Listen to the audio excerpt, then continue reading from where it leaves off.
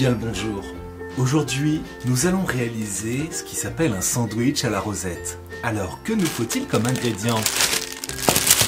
Du pain. Le pain! Du bon pain, bien sûr, de la boulangerie, mais également une planche à découper, bien sûr, avec un couteau, des cornichons, de la rosette, et bien sûr, de la rosette, et bien sûr, rosette, et bien sûr, du bon beurre demi-sel.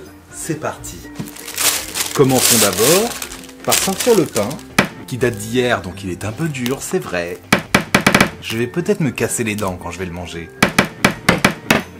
C'est possible, mais ce n'est pas grave.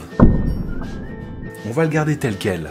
Alors, on commence par couper le pain dans le bon sens, en foutant bien sûr des miettes absolument partout.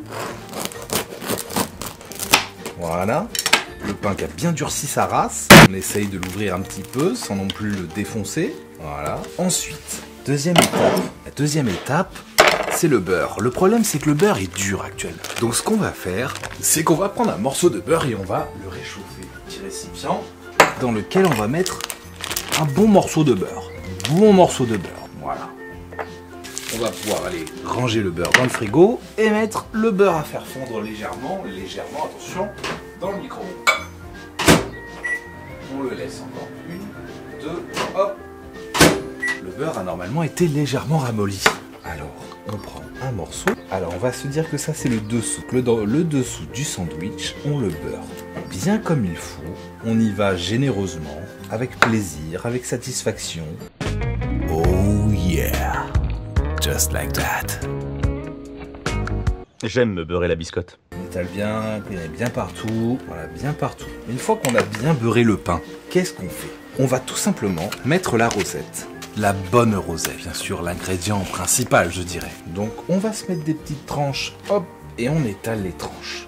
On veut un truc généreux, on veut un sandwich qui nous ressasie entièrement. Donc, on n'hésite pas à faire des bons paliers comme ça, là. Des bons paliers de rosette. Voilà, je pense que là, on est bien. Pas besoin de plus, ça serait un peu trop. Déjà qu'il y en a quand même pas mal, on va pas se le cacher. Alors ensuite, on va prendre évidemment des cornichons. Très important, c'est un ingrédient qu'on ne soupçonne pas son importance, mais pourtant, quand il y a un cornichon, c'est le petit bonus, c'est la petite cerise sur le gâteau, j'ai envie de dire. On prend un cornichon, et qu'est-ce qu'on fait avec ce cornichon? Eh bien, on le tranche en deux comme ceci. Voilà. Et on n'hésite pas à les mettre comme ça, pas à pas, comme des petites empreintes de pas.